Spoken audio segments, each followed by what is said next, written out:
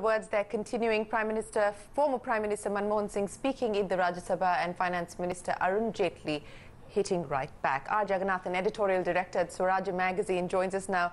Jaggi, appreciate you joining us.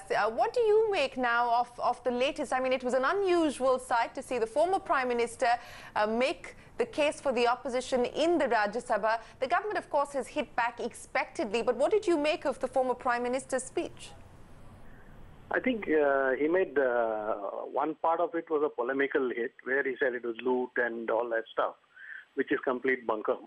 The other part of it, the economic argument, is more important, where he said that the GDP could be affected by as much as 2%.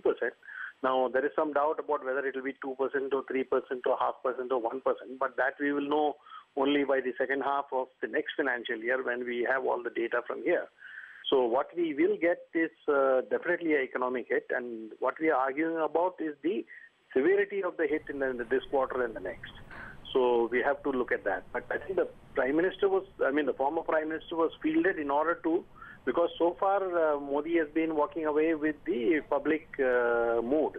So they wanted to have a shift in the mood, and that's why they fielded him. That's why, and I think he's been effective, especially the polemical part, because he's given you some good lines to quote every day.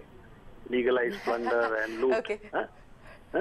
Legalize plunder and loot, that's right. But Jaggi, do you believe that it's a strategic mistake on the part of the government to not actually have the Prime Minister and the Rajya Sabha today not intervene in the debate today? My guess is, yeah, it is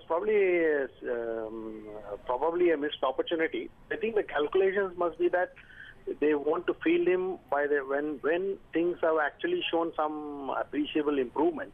So I think we are still in the cusp where maybe the worst is over, but it still doesn't look like you have tackled the real need for money at various, in large parts of cities, and certainly the rural areas are struggling, and there's not much money, cash in the economy, in the rural economy there. So I think he wants to wait till he can probably give some good news.